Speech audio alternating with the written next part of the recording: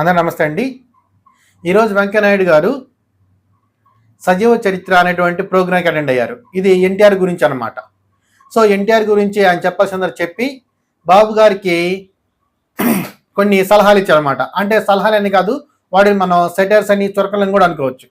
So మీకు తెలిసిందే, బాబు గారు అంటే చంద్రబాబు నాయుడు గారు ఎప్పుడు కూడా ఫ్యూచర్ గురించి ఆలోచిస్తా అధికారాన్ని పోగొట్టుకుంటా ఉంటారు.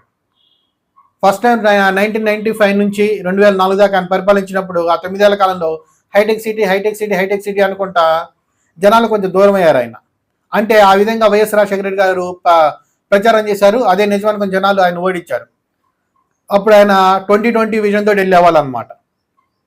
సో ఆ విజన్ సంగతి ఏమో కానీ ఆయన 2004లో మొత్తం అధికారాన్ని కోల్పోయాడు. సో మళ్ళీ 2014 నుంచి 19 దాకా ఆయన అధికారంలో ఉన్నా కానీ ఆయనకి గడ్డు కాలం, అంటే మిత్ర పరీక్షలతోటి సరిగ్గా కుదరలేదు, దానికి పొసగలేదు. సో రావాల్సినటువంటి ఫండ్స్ రాలేదు పెద్దగా. సో ఆయన కూడా ఏం చేయలేకపోయారు. సరే 24లో కాలం కలిసి వచ్చింది, ఆయన మళ్ళీ చీఫ్ మినిస్టర్ అయ్యాడు.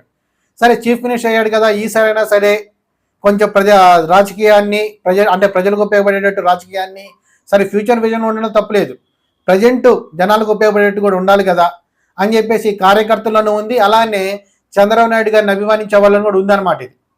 సో అలా అభిమానించే వాళ్ళ ఒకళ్ళే వెంకయ్యనాయుడు గారు. సో వాళ్ళు చిరకాల మిత్రులు కూడాను. సో ఆయన ఇప్పటికి 10 సార్లు చెప్పారు, ప్రతిసారి చెప్తూనే ఉంటాడు, నువ్వు 2047 అని 2057 47 అని ఇలా వెళ్ళిపోవడం కాదు, ప్రజెంట్ ఉన్నటువంటి ప్రజలకు ఉపయోగపడేట్టు కూడా ప్రజెంట్ సిచ్యువేషన్స్ బేస్ చేసుకుని కూడా రాజకీయాలు ఇటువంటి నిర్ణయాలు తీసుకోవాలని చెప్పి చెప్తా ఉంటాడు. సో మళ్ళీ ఒకసారి చెప్పారనమాట. సో ఏం చెప్పారండి ఆయన అంటే, పోలవరం త్వరగా పూర్తి చేయండి, 2027 అంటున్నారు, 2027 కైనా సరే పూర్తి చేయండి, ఆ గవర్నమెంట్ చేసినట్టు నాశనం చేయకండి, 5%, 0.5%, 10% మీకు ఎందుకన్నా మేము కంప్లీట్ చేస్తాం కదన్నా అని చెప్పి ఒక ఆయన, నాకేమీ అర్థం కాలేదు, ఇది ఎవరికి అర్థం కాదు, నాకు కూడా అర్థం కాదని ఇంకొక ఆయన అంబటరాం బాబు ఈ విధంగా పోలవరం అంటే కామెడీ చేశారనమాట.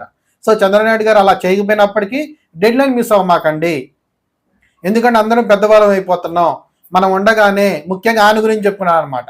నాకు 76 సంవత్సరాలు వచ్చాయి, అంటే వెంకయ్యనాయుడు గారు చెప్పింది అనమాట.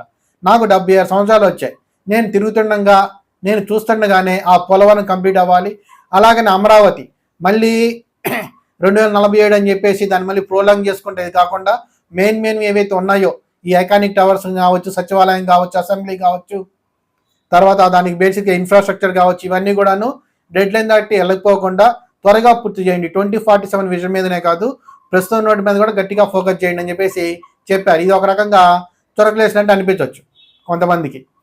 సో ఎందుకండి అంటే ఆయన ఎప్పుడు కూడాను ముందుకు ఆలోచిస్తూనే ఉంటాడు చంద్రబాబు నాయుడు అనే వాళ్ళు. ఆయన్ని కొంచెం కట్టడి చేసే కార్యక్రమంలో అందరి ముందు ఇలా చెప్తా ఉన్నారనమాట. అదొక్కటే కాకుండా ఈయన మళ్ళీ చంద్రబాబు నాయుడు గారు ఇంగ్లీష్ మీడియంకి ఎక్కువ పెద్దపీట వేస్తూ ఉన్నారనమాట. అందులో తప్పేం లేదు, ఎందుకంటే ఇప్పుడు ప్రపంచవ్యాప్తంగా ఇంగ్లీష్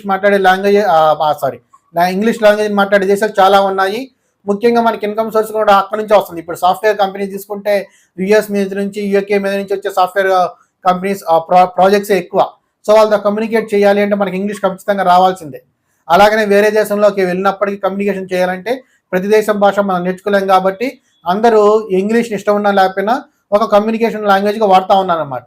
సో మనకు అది కూడా తెలిసి ఉండాలి అని చెప్పేసి ఇప్పుడు గవర్నమెంట్ కూడా దాన్ని ఎంకరేజ్ చేస్తూ ఉంది. సో అందులో ఏం తప్పులేదులే, కానీ మాతృభాషను మర్చిపోకండి, ప్రాథమిక విద్యాభ్యాసం అనేది తెలుగులో జరగాలి, తెలుగు మీడియంలో ఉండాలి, అలాగనే ఉత్తర ప్రత్యుత్తరాలన్నీ కూడాను తెలుగులోనే జరగాలి. వేరే వాళ్ళకి ఏదైనా పంపించాలంటే వాళ్ళకి ఒక కాపీ ఇంగ్లీష్లో పంపించుకోండి, కానీ తెలుగుని తగ్గించకండి అని చెప్పేసి ఒక రకమైనటువంటి వ్యాఖ్యలు చేశారనమాట. అంటే వీటిని చురకలా నుంచి కూడా చెప్పేసి కూడా మనం అనుకోవచ్చు. సో ఇదే నేను ఈ వీడియో ద్వారా మీకు చెప్పాలనుకుంది. Thank you very much.